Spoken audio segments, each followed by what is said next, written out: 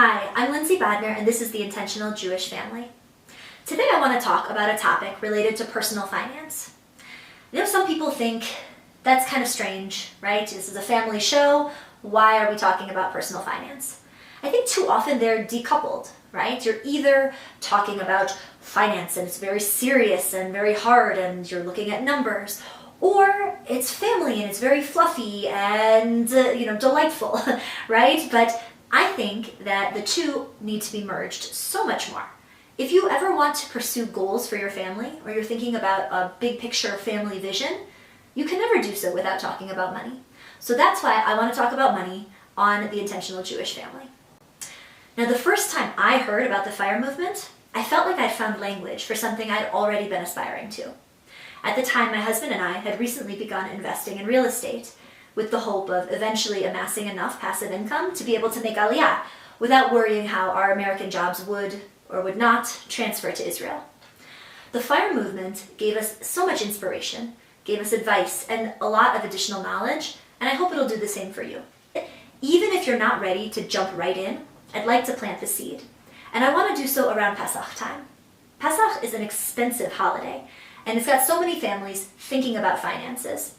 It's also a time when we're open to ideas about personal change and growth. Now, FIRE ideas can provide financial goals and they can improve the financial health of our communities. For individuals, hitting FIRE or even getting close can drastically improve your generational wealth outcomes. So let's talk about FIRE. Consider what your life would be like if you didn't have to work. Would you spend more time with loved ones? Would you learn more? Would you explore the world? Would you acquire new skills or pursue a passion-driven career change? All of those? Seeking ways to live a purposeful life without being beholden to a job are the raison d'etre of the FIRE movement. FIRE stands for Financial Independence, Retire Early. Each word deserves its own lengthy treatment.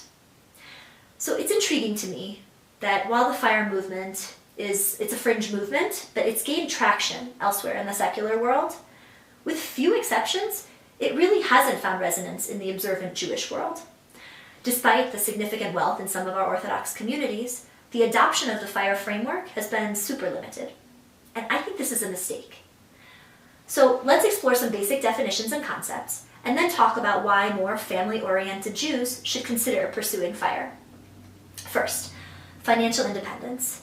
In the FIRE movement, financial independence means that an individual or a household has accumulated sufficient resources to cover their living expenses and sustain their desired lifestyle without relying on traditional employment. Financial independence can be achieved in a number of ways. Most commonly, it's achieved by investing in the stock market or in real estate. There are a lot of resources out there for those who are interested. Mr. Money Mustache is one of the first and continues to be a super comprehensive resource about FIRE. Mr. Money Mustache is also a great resource for cutting expenses. So he'll have resources about phone plans, about groceries, and tons of advice and resources for people who are looking to cut expenses and who are interested in financial independence. Another resource I love is Choose FI. They've got a lot of podcasts, and they have a lot more diversity and different kinds of people who have achieved FIRE, and they platform them. Let's promote cutting expenses, sometimes in extreme ways, so that you can invest more and live on less. But I want to look at a few examples about FIRE, right? So let's say a household's annual expenses are $150,000 a year.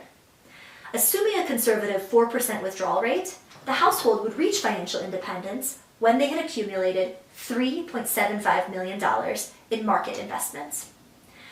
Now, I want to say that it's not like we're saving $1 at a time and you're saving 3.75 million individual dollars. If you're investing in the market, we're also talking about compound interest. So with every dollar you invest, let's say you're getting 7% interest. And the more dollars you invest, the more interest you get. And then your interest also accumulates interest. So it's a great savings vehicle. And the same thing with real estate. There are lots of ways to increase the value of your properties while maintaining basically the same kinds of expenses. So we all know also that the market goes up and down. But financial advisors assume that 7% annual growth rate. And I want to say that if a family withdraws 4% per year, their investments would continue to grow and compound over time. Now, if the family expenses were $100,000 per year, they would need $2.5 million in the market to be financially independent, assuming that same 4% annual withdrawal rate. Now, if we want to treat the retire early, the RE in FIRE stands for retire early, and it challenges traditional notions of retirement. Achieving financial independence before the conventional retirement age allows individuals to redefine retirement based on personal preferences, potentially exploring new opportunities or pursuing passions. Now, I want to admit that the RE part of FIRE sometimes attracts criticism. And I think some of the criticism is completely legitimate. What does it mean to retire? Should retirement even be a goal? Isn't there value in hard work? Many people picture retirement as playing golf or sitting alone in a rocking chair. But the truth is, once you've achieved financial independence, retirement can look like whatever you want it to look like. And admittedly, retirement, if you lose your purpose, that can be a real problem, and people decline much faster, no matter what their age, when they lose their purpose. So some people enjoy their 9-to-5 jobs and choose to stay on, but they stay on with an increased sense of confidence, knowing that their needs are covered. Some people get part-time jobs and spend the rest of their time doing something they love, like writing a novel. An observant family might use the time not spent at work to pick up their kids from school, to lead after-school activities, start a family business, or travel the world together. The point is that when you don't need the money, you don't have the same pressures. You can take chances. You can take opportunities. You're not one downturn or a bad boss away from financial ruin. You get to take more control of your one precious life. Imagine what that would look like if you could do it at 30 or 40 or 50. Now, a lot of you might be looking at me skeptically. You might be saying, "Lady, I need a lot more than $150,000 annually to support my family and afford day school tuition." To that I would say, maybe so, but also maybe not. Right? You might also be saying, "I could never save upwards of $1 million in a short amount of time." To that I would say, people do it all the time, and they do it all the time on not super high incomes. You can probably do it too, if you're willing to make some life adjustments. Or you might be taking issue with some of the more finer points, like a 4% annual withdrawal rate. Or you might be wondering, that $100,000, is that before or after taxes? To that I would say, substitute your preferred rate. And yes, you should always consider taxes when calculating your expenses for FIRE. Now, perhaps it's not for everyone, but FIRE is a really impressive movement. It combines frugality with calculated investment and a drive for time freedom, to be able to spend less time working for someone else and more time doing the things that are meaningful to you. Undoubtedly, you can imagine these ideas taking shape in a Jewish context, maybe in your own life. So why hasn't it caught on more in the Frum community? I believe the resistance lies in 3 main areas, but I would really love to hear from you about this. I personally find FIRE so inspiring, and I wonder why it hasn't caught on more. The first reason I think it hasn't caught on so much is simple gashmias and our increasing dependence on material luxuries. Materialism and conspicuous consumption is also a challenge in secular society. Within our own communities, it's an issue that many a rabbi and a podcaster has taken on. I'll eventually cover it here too, in more depth, or particular aspects of it, but with increased material success of some members of the community, the bar keeps getting set higher and higher and higher, that plus social media, and I think that this is to the detriment of not only those who simply cannot keep up, but also for those who just barely can. Those who maybe have really great incomes, but are living paycheck to paycheck. Really, it's people who are prioritizing luxuries in the moment at the expense of their family's financial future. It sounds harsh, but that's exactly what's happening. Higher cost of living in Jewish communities makes saving more challenging. Admittedly, even without the luxuries, the cost of living in Orthodox communities can be quite high. I want to say that school, camp, kosher food, a home inside the Eruv, and smachot all come with a price tag.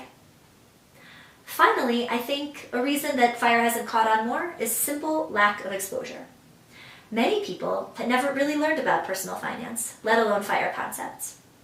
As with all things, education can inspire life-altering change. So recently, I've seen a few organizations and individuals that have begun to fill some of this gap, helping with financial education in Orthodox communities. This is amazing. But I do wonder about their positioning, and I think that there's room for a lot more. The organizations help people to get out of debt, and to increase financial literacy, mainly with young people and teens. These are wonderful things to do. Not getting into debt or getting out of debt and being able to afford our lifestyle are excellent goals. But I think they're playing small. Wealth, while not an end in and of itself, can do such a great deal of good. And each family should have a vision when it comes to money. Money can improve our communities through tzedakah. It can ease the struggles in our own lives and in the lives of those we love. And to me, most importantly, it can buy back our time. If we help people get a vision of financial success, a why, right? I want to travel the world with my family while they're still young. I want to write a book that will help other people. I want to start a business that will improve my community. These kinds of whys can be so inspiring to us, and they make saving and investing on a long-term basis not only easier, but fulfilling during the process too. What do you think about FIRE in the Orthodox community? What do you think about FIRE for yourself? I want to thank you so much for watching today's video. If you enjoyed the content, please take a moment to hit the like button below and subscribe to the channel for more insightful discussions on building intentional Jewish families. You can also connect with the Intentional Jewish Family on Instagram, X, Facebook, and LinkedIn. If you'd like to receive written versions of these episodes, please sign up for our newsletter at theintentionaljewishfamily.substack.com. Let's make this conversation richer and include more people. If you think this content might resonate with someone you know, please share it with them. Lastly, I'd love to hear your feedback. Was there something you liked hearing or got you thinking? Write to me at theintentionaljewishfamily@gmail.com. I'm looking forward to hearing from you and continuing the conversation together.